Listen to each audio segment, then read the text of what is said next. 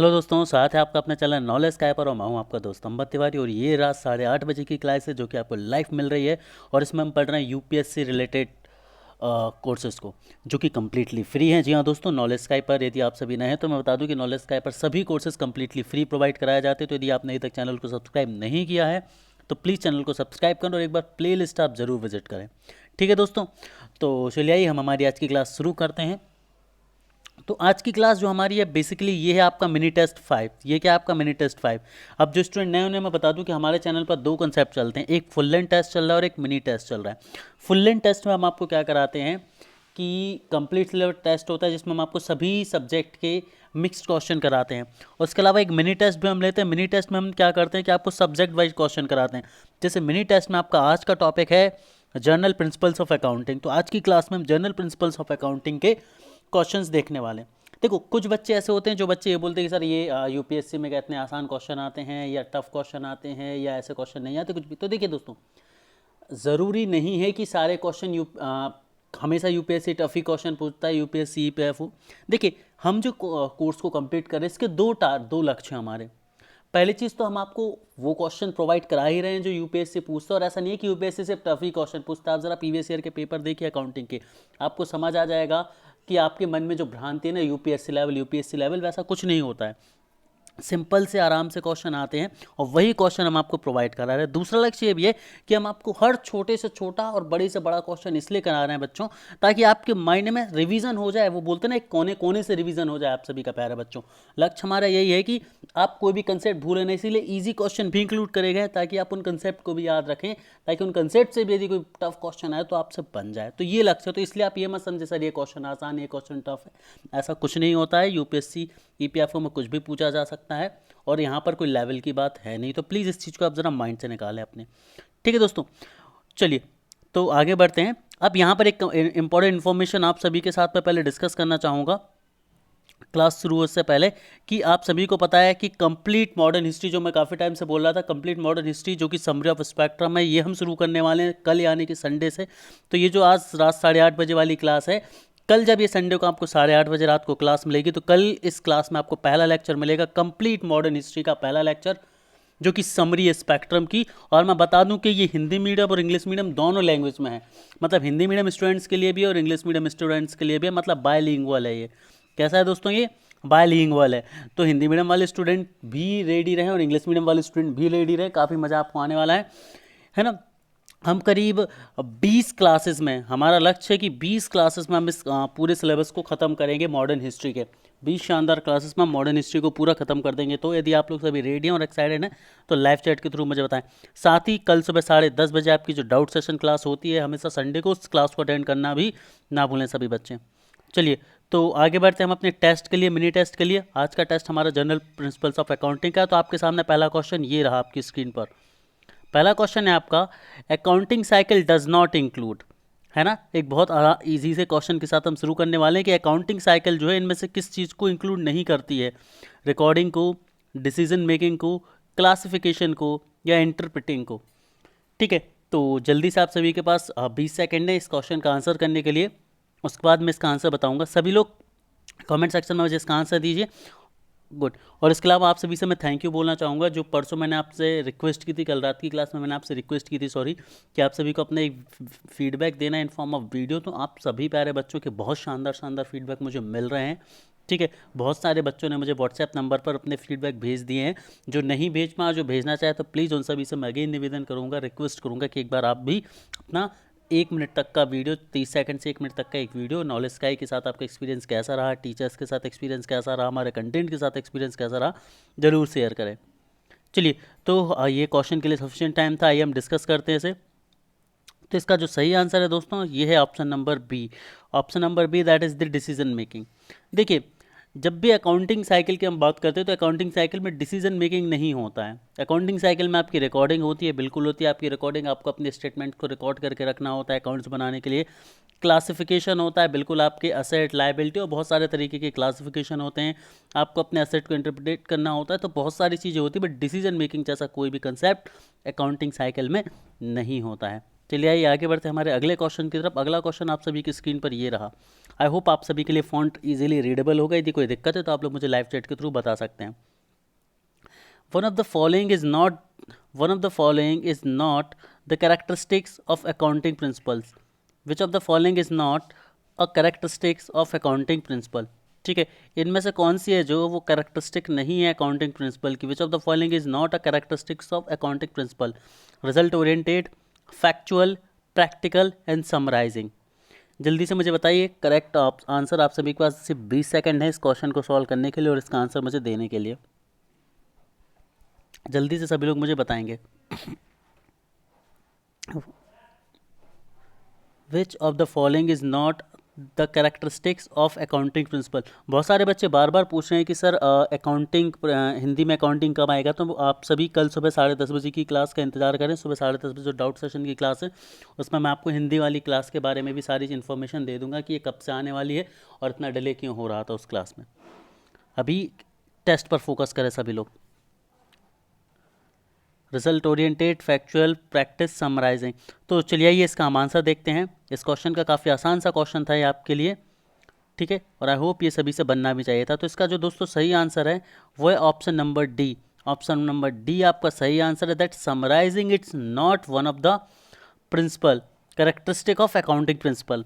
ठीक है, देखिए रिजल्ट ओरिएंटेड बिल्कुल है आपके जो अकाउंटिंग प्रिंसिपल्स है रिजल्ट ओरिएंटेड, उनका फोकस रिजल्ट पर रहता है। फैक्ट बेस्ड होता है, अकाउंटिंग हमेशा फैक्ट बेस्ड होती है क्योंकि ये अकाउंट्स में आप क्या लेते हैं, अपने फैक्ट एंड फिगर्स लेते हैं। आपके कैश की समरी होती है, यहाँ पर आपके एसेट लायबिलिटीज़ की समरी होती है। तो डेफिनेटली ये फैक्ट हैं। ठीक है, किसी थ्योरी बेस्ड नहीं है। और प्रैक्टिकल अप्रोच है। प्रैक्टिकल अप्रोच क्यों है, क्योंकि यहाँ पर आप जो भी ट्रांजेक्शन करते हैं वो एक प्रैक्टिकल चीज़ है और उसी को आप रिकॉर्ड करके रखते हैं। सो टोटली प्रैक्टिकल है और समराइजिंग इसका एक कैरेक्टरिस्टिक नहीं होगा। आगे बढ़ते हैं। अगला क्वेश्चन आप सभी की स्क्रीन पर ये रहा। विच is not a feature of separate entity concept. Which is not a feature of separate entity concept. अब देखिए क्वेश्चन कितना सिंपल सा, लेकिन स्टेटमेंट इतने भारी भरकम दे दिए। यही से आपको कंफ्यूज कराने की कोशिश की जा रही है। सो द पहला ऑप्शन ये आपके सामने कि business and owner are treated as separate entity. दूसरा ऑप्शन है आपका personal affairs of the owner should not be considered. तीसरा है business should not be dissolved in the near future. और चौथा है आपका this concept is followed in all type of business organisation. ठीक है, आप सभी का 20 सेकंड इस क्वेश्चन को आंसर देने के लिए। बहुत सिंपल सा क्वेश्चन है और मैंने बहुत आसान शब्दों में आप सभी को सेपरेट एंटिटी कंसेप्ट जो है वो बताया हुआ है बच्चों, है ना। बहुत आसान शब्दों में मैंने आप सभी को बताया और मैं उम्मीद करता हूँ कि आंसर मुझे इसका मिलेगा, जो कि मिलने भी लगा है मुझे पैसा भी बच्चों से।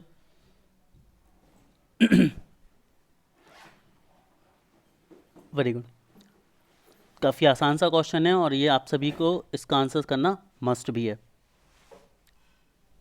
गुड, तो चलिए आइए ज़रा हम समझते हैं और इसका आंसर को देखते हैं। तो इसका सही आंसर है दोस्तों option number C. Option number जो सी है वो इसका सही आंसर है। ठीक है, which is not the feature of separate entity concept. Option number C मतलब थर्ड ऑप्शन जो है आपका सही नहीं है कि business should not be dissolve in near future. अब जरा ध्यान से समझिए, इसको मैं एक बार एक्सप्लेन कर देता हूँ। Business should not be dissolve in near future का मतलब बिजनेस को आने वाले फ्यूचर में आगे आने वाले समय में बंद नहीं किया जाएगा, डिसॉल्व नहीं किया जाएगा। तो ये आपका क्या बोलता है, ये आपका बोलता है गोइंग ऑन अंजम्पशन, या फिर हमने इसे अपनी प्रीवियस क्लास में कंपनी के टर्म्स में क्या समझा था दोस्तों, इसे हमने कंपनी के टर्म्स में समझा था कि ये कहलाता है आपका परपेचुअल एग्जिस्टेंस का कंसेप्ट भी इसे कहते हैं। तो चीज़ें आई होप आपको क्लियर हो रही होंगी कि business should not be dissolve in near future, ये क्या है आपका गोइंग ऑन अंजम्पशन है। ठीक है, अब हम बात कर लेते हैं कि ये तो नहीं है आपका फीचर, तो बाकी के तीन है, जरा एक बार इनको जल्दी से डिस्कस कर लेते हैं। तो पहला है business and owner are treated as separate entity. तो बिल्कुल मेन कंसेप्ट तो यही बोलता है आपका सेपरेट एंटिटी कंसेप्ट का कि जो बिजनेस है और जो ऑनर है वो अलग अलग हैं। ठीक है, बिजनेस के पर्सनल डेप्ट जो होंगे वो ऑनर को बियर नहीं करने और ऑनर के जो पर्सनल डेप्ट होंगे वो बिजनेस को बियर नहीं करने। सेकंड क्या है, personal affairs of the owner should not be considered. वही मैंने बताया कि जो पर्सन के पर्सनल अफेयर्स हैं उसको बिजनेस में कंसिडर नहीं किया जाएगा और बिजनेस के जो अफेयर्स है डेप्ट हैं उसको किसी ऑनर की पर्सनल लाइफ में इंक्लूड नहीं किया जाएगा। और चौथा क्या है, this concept is followed in all type of business organisation. तो जितनी भी बिजनेस ऑर्गेनाइजेशन है उन सभी में ये जो है लागू होता है, अप्लाई होता है। अब देखिए इस क्वेश्चन को कई बच्चे भी चाहते हैं कि सर ये यूपीएससी में कुछ अलग क्वेश्चन आते, तो इसी क्वेश्चन को आपको दे दिया जा सकता था और यहाँ पर सिंपली मैं आपको कूट दे सकता था, which one of the following is correct, not correct, incorrect, थोड़ा सा ट्विस्ट कर सकता था। इसीलिए मैं आप सभी से बार बार बोल रहा हूँ कि आप बेसिक कंसेप्ट यदि अच्छे से पकड़ लेंगे तो no matter how the question is coming in front of you, you will be able to answer them easily. आगे बढ़ते हम अपने अगले क्वेश्चन की तरफ चलते हैं जल्दी से। ये रहा आप सभी के सामने आपकी स्क्रीन पर क्वेश्चन दोस्तों, जल्दी से मुझे इसका आंसर दीजिए फास्ट, सभी प्यारे बच्चे मुझे इसका आंसर देंगे जल्दी से। Going on concern may be defined as, may be defined best as, तो गोइंग ऑन कंसर्न्स को आप इनमें से किस में सबसे अच्छे तरीके से डिफाइन कर सकता है? वो बहुत आसान सा आंसर है, गोइंग ऑन अजम्पशन। मैंने आपको बहुत अच्छे से समझाया, अभी प्रीवियस क्वेश्चन में भी गोइंग ऑन अजम्पशन को मैंने आपको समझा दिया है। फर्स्ट है this concept provide the, this concept provide the basis of the formation of the accounting equation. दूसरा है this concept refuses allocation of cost on different accounting principle. तीसरा है this concept discuss the issue of realisation of the profit. और चौथा option this concept assume that the business will operate for a long period of time and will not be dissolve in near future. तो बहुत आसान सा question है, आप सभी का आंसर बिल्कुल सही होना चाहिए इस केस में। और दोस्तों लास्ट में आप सभी अपने आंसर्स, मैंने बहुत बार देखा है कि आप लोग अपने आंसर्स डिस्क्लोज नहीं करके जाते हैं, जल्दी से भागने की पड़ती है आपको। आई वॉन्ट कि आप लोग अपने आंसर्स ड्रॉप करके जाएँ, सभी लोग ध्यान से, जितने भी लोग लाइव हैं उनके स्क्रीनशॉट लेकर मैं, ताकि नेक्स्ट क्लास में रिजल्ट दे पाऊँ। प्रीवियस टेस्ट में भी ये हुआ था, सारे बच्चे भाग गए थे, मुझे प्रॉपर से किसी के रिजल्ट ही नहीं मिल पाए थे, है ना, तो मैं उनको रिजल्ट को दे भी नहीं पाया था। तो आई रिक्वेस्ट कि सभी लोग अपने आंसर्स का फाइनल जो टोटल होता है वो ऑनेस्टली, ऑनेस्ट जो फाइनल टोटल होता है उसको देने के बाद ही लाइव क्लास को छोड़ें, ताकि आप जो भी टॉप 5 स्टूडेंट हैं उनका नाम मैं नेक्स्ट क्लास में इंक्लूड कर सकूं। तो आज कोई भी गलती ये नहीं करेगा, ठीक है। चलिए, तो going concern may be defined best as, तो चलिए time was more than sufficient, इसका हम आंसर देख लेते हैं। आंसर आप सभी को समझ आ ही चुका होगा, तो ऑप्शन नंबर डी इसका सही आंसर है। गोइंग ऑन जो अंजम्पशन है वो ये बोलता है कि भाई बिजनेस जो है वो एक इन्फिनिट टाइम तक आपका चलता रहेगा। बिजनेस को ना तो नियर फ्यूचर में बंद किया जाएगा, ना ही ऐसा कोई इंटेंशन होगा उस बिजनेस को बंद करने का। यही आपका गोइंग ऑन कंसर्न या गोइंग ऑन अंजम्पशन कहलाता है दोस्तों। आई होप क्वेश्चन आपको बहुत आराम से, बहुत अच्छे तरीके से क्लियर हो गया होगा। आगे बढ़ते हैं हम अपने अगले क्वेश्चन की तरफ। अगला क्वेश्चन आप सभी की स्क्रीन पर ये रहा, matching concept does not include one of the following, इनमें से कौन सी चीज़ जो है वो मैचिंग कंसेप्ट में इंक्लूड नहीं होती है? First, the revenue of particular period must match with the expenses of that period. Second, this concept also require allocation of cost on different accounting period. Third, accounting should only be recorded if there is reasonable certainty about the realization. And fourth, the comparison of income and expenses of the period given the net profit or loss for that particular period. चार option आपके पास हैं, which one is the most accurate answer that is not connected और included in matching concept? ठीक है, जल्दी से मुझे बताइए सभी लोग कौन सा सही हो सकता है।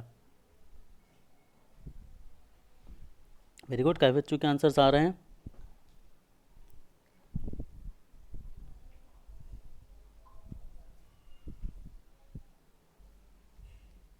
जी, तो time was more than sufficient to answer the question. अब हम इसके सही आंसर को देखते हैं कि इसका करेक्ट आंसर क्या होगा। तो दोस्तों इसका जो सही आंसर है that is the option number C. Option number C जो है इसका सही आंसर, मतलब मैचिंग कंसेप्ट में जो थर्ड ऑप्शन है, revenue should only be recorded if there is a reasonable certainty about the realisation. जब भी हम मैचिंग कंसेप्ट की बात करते हैं तो यहाँ पर रीजनेबल रियलाइजेशन जैसा कोई कंसेप्ट यूज़ नहीं होता है। बाकी की जो तीन चीज़ें हैं वो इंक्लूड होती हैं। पहला क्या है, revenue of particular time must match with the expenses of the time, मतलब जिस टाइम के एक्सपेंसेस आप ले रहे हैं उस टाइम के सारे इनकम भी लेंगे, और जिस टाइम की इनकम आप ले रहे हैं उस टाइम के सारे एक्सपेंसेस भी लेंगे। यही आपका मैचिंग कंसेप्ट होता था। इसके अलावा इसको और ऐसे भी समझ सकते हैं कि डिफरेंट अकाउंटिंग पीरियड में जितने भी एलोकेशन किया जाता है कॉस्ट का उस सभी को इंक्लूड करते हैं। चौथा ऑप्शन जो इंक्लूड किया जाता है that is the comparison of income expenses a period given the net profit and losses for that accounting period, ये भी लिया जाता है। आगे बढ़ते हैं हम अपने अगले क्वेश्चन की तरफ। अगला क्वेश्चन आप सभी की स्क्रीन पर ये रहा, accounting convention do not include, इनमें से कौन सी चीज़ है जो अकाउंटिंग कन्वेंशंस में यूज़ नहीं होती? देखिए अकाउंटिंग कन्वेंशन से यहाँ पर मतलब ये है, जो हमने कंसेप्ट पढ़े थे, अजम्पशंस पढ़े थे, जो अकाउंटिंग प्रिंसिपल्स हमने पढ़े थे, उन प्रिंसिपल्स में से कौन सी चीज़ है जो इंक्लूड नहीं होती है? जल्दी से मुझे बताएंगे।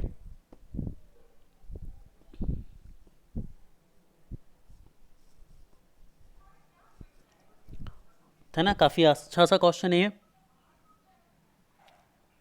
आप सभी के मुझे आंसर्स आने भी चाहिए बच्चों इस पर। वेरी गुड, आप सभी आंसर्स दे रहे हैं, गुड।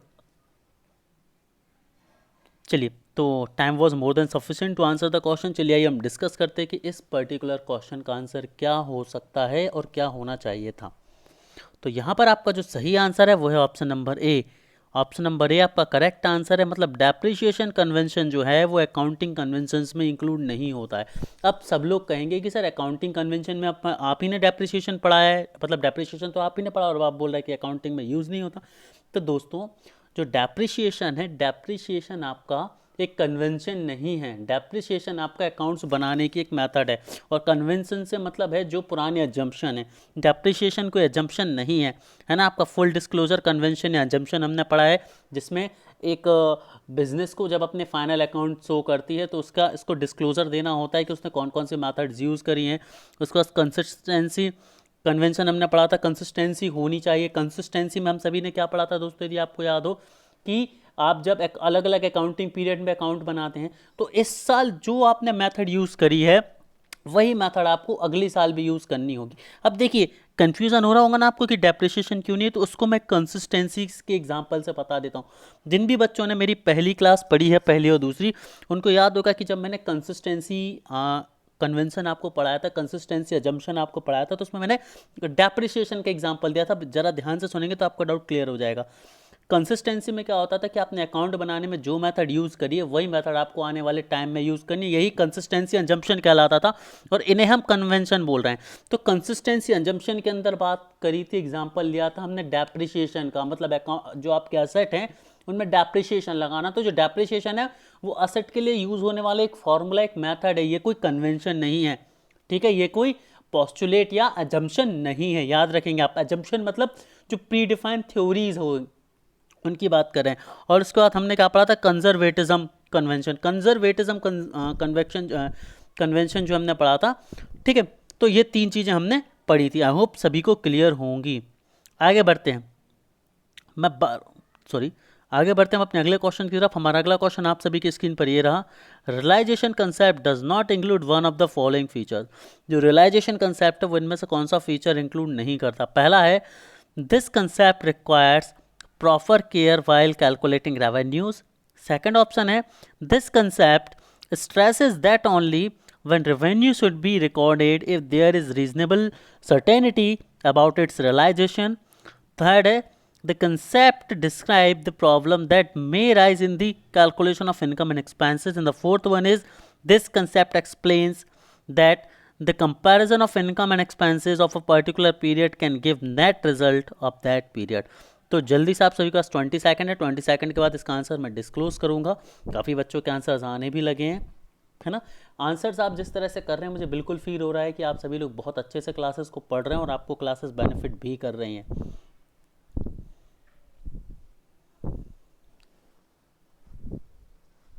चलिए, तो अब हम इसका आंसर डिस्कस करते हैं, क्योंकि it was sufficient time, more than sufficient time to answer this question, ठीक है। चलिए आइए देखते हैं। तो इसका जो सही आंसर है दोस्तों, that is the answer number D, option number D. मतलब जो है रियलाइजेशन में क्या इंक्लूड नहीं करते हम, concept, the concept explain that the comparison of income and expenses of a particular period can give net result of that period. इस जो पॉइंट है, इस कंसेप्ट को हम रियलाइजेशन में यूज़ नहीं करते। बाकी this concept require proper care while calculating revenue, बिल्कुल ज़रूरी है, तभी तो आप अपने एक्चुअल रेवेन्यू को रियलाइज कर पाएंगे, समझ पाएंगे। The concept stresses that only those revenue should be recorded if there is reasonable certainty about its realisation, मतलब वो लॉस नहीं हो रहा है आपका। और तीसरा पॉइंट है, this concept describe the problems that may arise in the calculation of the income and expenses. तो पूरी तरह से रेवेन्यू रियलाइजेशन का एक फंडा है। आगे बढ़ते हम अपने अगले क्वेश्चन की तरफ। दोस्तों और देखते हैं कि हमारा अगला क्वेश्चन आप सभी से क्या कहना चाह रहा है। अगला क्वेश्चन आप सभी की स्क्रीन पर ये रहा कि according to the consistency convention accounting principle should be consistent, variable, flexible, factual. बहुत हलवा क्वेश्चन है, रद्दी क्वेश्चन है ना। डेफिनेटली ये क्वेश्चन तो आपसे नहीं पूछा जाएगा। स्टिल मैंने देखना चाहता हूँ कि कितने बच्चों को ये डाउट है, ये इसका सही आंसर कितने बच्चे नहीं दे पाते। ये मैंने सिर्फ आप सभी के लेवल ऑफ अवेयरनेस को, या किन किन ने लेक्चर सभी अच्छे से नहीं पढ़े वो पॉइंट आउट करने के लिए बस मैंने क्वेश्चन को रखा है। और इस क्वेश्चन के लिए मैं थोड़ा सा टाइम देने वाला हूँ, देखता हूँ कौन गलत आंसर देता है इसका। इस क्वेश्चन का गलत आंसर मतलब आप बिल्कुल भी ध्यान से नहीं पढ़ रहे हैं क्लासेस को। सिर्फ इस चीज़ को देखने के लिए मैंने इस क्वेश्चन को रखा है।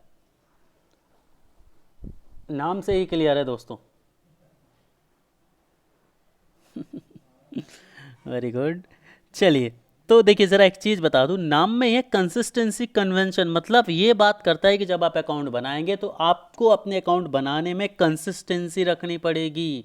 मतलब जो मेथड आप इस साल यूज़ कर रहे हैं वही मेथड आपको अगली साल अकाउंट बनाने में यूज़ करनी है, और आगे आने वाली हर एक सब्सिक्वेंट ईयर में आपको वही मेथड यूज़ करनी है, ताकि तभी तो आप इस साल के प्रॉफिट लॉसेस को अगले साल के प्रॉफिट या लॉसेस से कंपेयर कर पाएंगे। सो इसका सही आंसर क्या होगा? ऑप्शन नंबर ए जो है वो इसका सही आंसर होगा कि भाई आपके जो कंसिस्टेंसी कंसेप्ट है उसके अकॉर्डिंग आपके जो अकाउंटिंग प्रिंसिपल्स हैं दे शुड बी कंसिस्टेंट। जो प्रिंसिपल्स आप इस साल यूज़ कर रहे हैं they should be use in the next subsequent fourth coming years. चलिए आगे बढ़ते हैं हम अपने अगले क्वेश्चन की तरफ। अगला क्वेश्चन आप सभी की स्क्रीन पर ये रहा, one of the following is not the example of materiality concept. देखिए ये है आपका ऑप्शन ए, ये है आपका ऑप्शन बी, ये है आपका ऑप्शन सी और ये है आपका ऑप्शन डी। मैं बता देता हूँ आपको, ठीक है। एक बार कलर्स भी कर देता हूँ मैं आप सभी के लिए। ये है आपका ऑप्शन ए, ये है आपका ऑप्शन बी, ये है आपका ऑप्शन सी और ये रहा आपका ऑप्शन डी। जल्दी से बताइए मुझे कि कौन सा जो है वो सही ऑप्शन होगा। One of the following is not the example of materiality concept. First option है purchase of pencil recorded as an expense instead of including in stock. Second है purchase of car for private use, purchase of plant for business, purchase of building to extend the business. Question क्या था? Which one of the following is not example of materiality concept. बहुत आसान सा question है और आप सभी को इसका आंसर जो है वो देना चाहिए, आई गेस। वेरी गुड, काफ़ी बच्चों के आंसर्स आने लगे हैं। तो ना थोड़ा सा मैंने इसको एक इंक्लूड किया था कि एग्जाम्पल के साथ आपको लिया जाए, थोड़ा सा घुमाया जाए आप सभी को, लेकिन काफ़ी बच्चे इसका बहुत सही सही आंसर दे रहे हैं। चलिए, तो आई गेस कि it was the sufficient time to answer the question. इसका आंसर हम जल्दी से डिस्कस कर लेते हैं। So here we have the correct answer option number A, one of the following is not the example of materiality concept. तो कौन सा नहीं है मटेरियलिटी कंसेप्ट का एग्जाम्पल दोस्तों? मटेरियलिटी कंसेप्ट का आंसर नहीं है option A, that is purchase of pencil recorded as an expense instead of including in stock. ठीक है, ये जो है ये आपका ऑप्शन नहीं होगा मटेरियलिटी कंसेप्ट का। Purchase of car for private use materiality concept में जाएगा। Purchase of plant for business materiality जाएगा। Purchase of building to extend business ये भी आपका मटेरियलिटी कंसेप्ट में जाएगा, excluding the option number A, everything will go to the materiality concept. आगे हम बढ़ते हैं और अपना अगला क्वेश्चन देखते हैं। अगला क्वेश्चन आप सभी की स्क्रीन पर ये रहा, disclosure convention requires which of the following required by the disclosure convention. Disclosure convention क्या होता है इसको हम डिस्कस करेंगे इस क्वेश्चन में भी, बट आपके पास पहले 20 सेकेंड है आंसर करने के लिए। सो आपके ऑप्शन ये रहे, full disclosure of all the material fact which can affect the financial statement. Second, that when should profit be realized. Third, matching of income and expenses of particular period. And fourth, the business will not be dissolved in the near future. I hope आप लोग elimination के through जाएं। यदि आप लोग elimination के through जाएंगे तो आपके लिए क्वेश्चन बहुत आसान होने वाला है। वेरी गुड, काफ़ी बच्चों के आंसर्स आ भी रहे हैं। इस गुड टू सी कि आप कुछ बच्चे काफ़ी अच्छे तरीके से जो है क्लासेस को ले रहे हैं, they are revising all the concept. चलिए, तो आइए ज़रा हम डिस्कस कर लेते हैं इसके आंसर को। और फिर डिस्कस करेंगे इस क्वेश्चन को भी आराम से।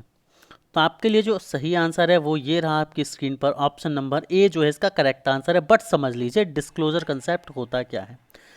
डिस्क्लोजर कंसेप्ट ये बोलता है कि जब भी आप अपने अकाउंट बनाते हैं तो आपको अपने अकाउंट का एक डिस्क्लोजर देना पड़ता है, मतलब एक सारी इन्फॉर्मेशन देनी होती है कि आपने ये जो अकाउंट्स बनाए हैं उनमें कौन कौन सी मेथड यूज़ की। फॉर एग्जांपल यदि आपने अपने एसेट का डेप्रिसिएशन किया है तो किन मेथड्स के थ्रू आपने अपने एसेट को डेप्रिशिएट किया है।